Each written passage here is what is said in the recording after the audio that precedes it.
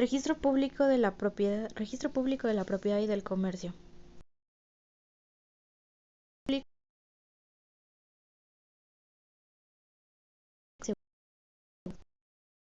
De inmueble que produce es son sus funciones, pues como ya lo había mencionado, su principal función de la institución es dar la certeza jurídica a los actos que se llevan dentro de esta. En mi municipio, el Registro Público de la Propiedad y del Comercio se encuentra ubicado en el Llano, en primera sección, y este se rige por la misma norma que es el Reglamento de Registro Público de la Propiedad y del Comercio por el Estado de Hidalgo.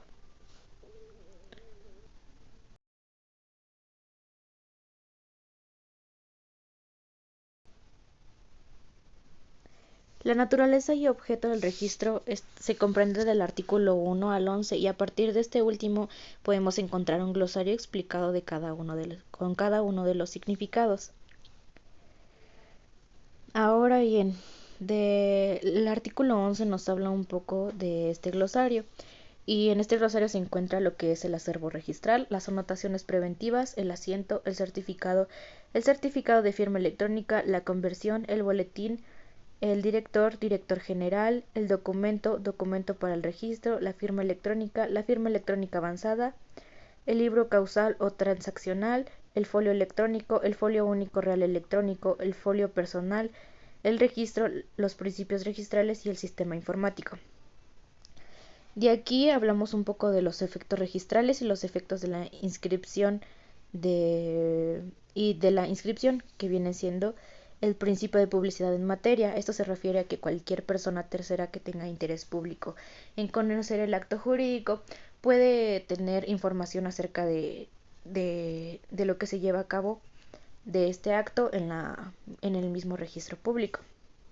El principio de legitimación pues nos habla un poco de la prueba. En el contrario, pues va a todos los efectos legales que en el derecho registrado existe y pertenece a su titular, nos da la certeza de eso y pues esto va mediante un folio único real electrónico respectivo. El principio de rogación, que obliga a que el registrador deba actuar siempre a petición de la instancia de la parte que estuvo interesada o bien a instancia judicial o administrativa, salvo en los casos previstos de la misma ley.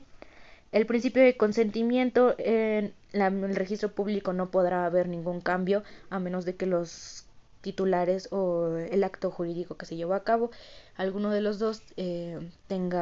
exprese su voluntad de hacer algún cambio. El principio de prelación, que este va inscrito a los titulares igual y da un poco de, se podría decir que derechos inscritos sobre los cuales se establecen y corresponden al sistema también un poco informático en el cual se lleva un control y permonizado de las entradas y el orden del ingreso de las oficinas del registro. El principio de calificación, que exige que los documentos presentados en las oficinas registrales para su inscripción sean sometidos a la calificación excéntrica del registrador. El principio de inscripción, el principio de especialidad y el principio de tracto sucesivo, el cual el último es muy importante pues porque consiste en practicar la inscripción a favor de un nuevo adquiriente y nos habla sobre cómo habrá de constar previamente inscrito el derecho a favor de un transferente permitiéndolo. Ahora bien, voy a hablar un poco de su estructura y funcionamiento del registro, que se encuentra del artículo 22 al 23. En realidad solamente son 2 artículos los que hay aquí y nos habla sobre que el registro depende orgánicamente de la Secretaría de Gobierno, que es un órgano del Poder Ejecutivo y este a su vez es una organización que, se lleva a cabo por lo dispuesto de la Ley Orgánica de Administración Pública del Estado de Hidalgo correspondiente, que da planeación, organización y evaluación del control de las oficinas del registro. Y estos efectos se llevarán a cabo y se operarán por su titular y este podrá crear o suprimir las unidades administrativas que requiere el servicio público del registro de conformidad con la norma aplicable. También nos habla un poco de quiénes son los registradores y esto viene del artículo 24 al 26. Los registradores principalmente serán directamente responsables de verificar el pago de los derechos, por concepto de servicios y estos se deben de apegar a las leyes fiscales en cuanto al monto a pagar. También esto va dentro de lo que ya había mencionado anteriormente. Y voy a hablar también un poco del artículo 37 de aquí, porque pues este es muy importante y nos dice primordialmente que ningún servidor público del registro público podrá participar en el procedimiento de inscripción o anotación de actos o contratos y en general en cualquier trámite en los cuales podrá cualquiera de los otorgantes o partes autorizadas sea un cónyuge o pariente dentro del tercer grado de consanguinidad o segundo de afinidad. Esto lo encontramos dentro de las faltas y impedimentos y excusas a partir del artículo 34 al 39. Ahora bien, voy a hablarles un poco de qué es el sistema informático. El sistema informático permite la gestión integral de la labor registral, desde que la solicitud entra al registro y se le da publicidad y da correspondencia, se integra para su tramitación hasta que finalmente son entregados los resultados de la misma. Todas las acciones de trascendencia jurídica deben ser suscritas con la firma electrónica avanzada de las personas responsables, de manera que pueda garantizarse la integridad de la firma y el no repudio. Ahora bien, para entender un poco esto, voy a decir qué es el folio. El folio principalmente es un documento que se encuentra dentro del registro público y le da validez jurídica a un acto jurídico. De los folios únicos reales electrónicos se habla de que cada inmueble se creará un folio único real electrónico, bien por vía de primera inscripción si el inmueble accede al registro por primera vez o por vía de conversión cuando los antecedentes consten ya inscritos en los libros transaccionales. Este folio único real electrónico contendrá el conjunto de asientos singularizados referentes a cada bien inmueble que según la ley deban inscribirse o anotarse y recogerá desde su creación las diversas mutaciones de derechos reales. Ahora, ¿quiénes pueden solicitar un registro? Esto lo encontramos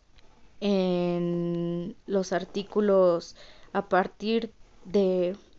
el capítulo primero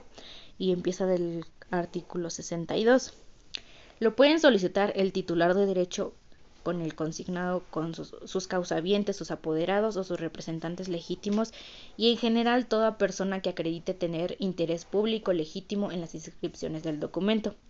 el federatario público que hubiese autorizado el acto y las autoridades de acuerdo con la ley tengan la facultad para ello.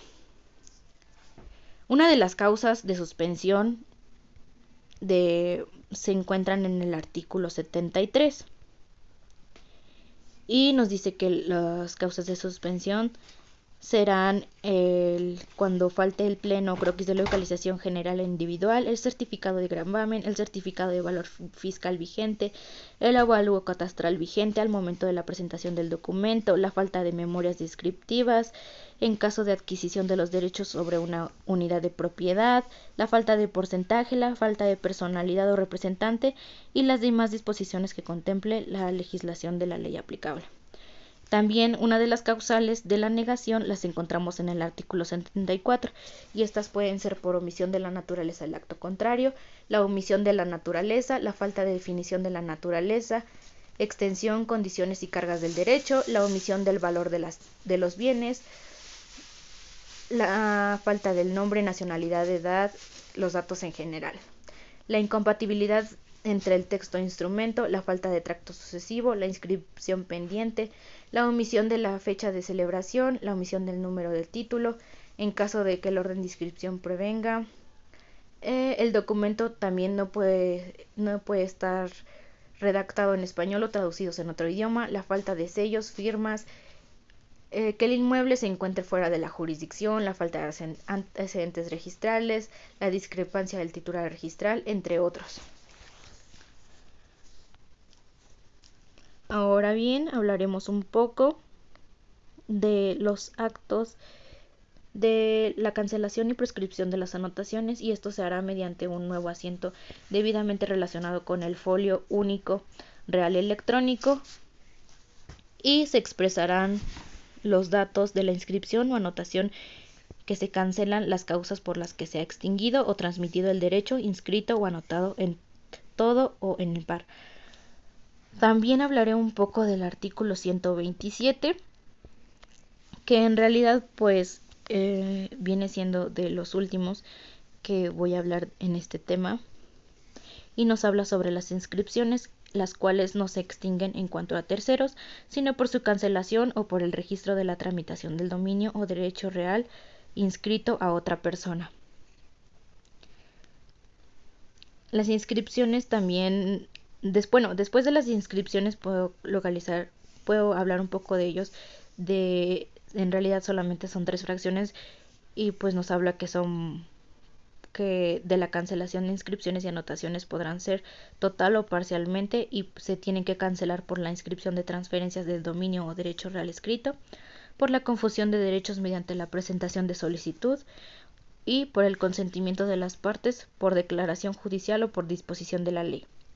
También uno de los más importantes es el artículo 130, que también podrá pedirse y deberá ordenarse en su caso la cancelación total cuando se extinga por completo el inmueble objeto de la inscripción, cuando se extinga también por completo el derecho inscrito, cuando se declare la nulidad del título en cuya virtud se haya hecho la inscripción y cuando se declare la nulidad de la inscripción, cuando se ha vendido judicialmente el inmueble que reporte el gravamen en casos previstos en el Código Civil. También se podrá pedir y se deberá decretarse en su caso la cancelación parcial cuando se reduzca el inmueble objeto de la inscripción y cuando se reduzca el derecho inscrito a favor del dueño y de la finca gravada.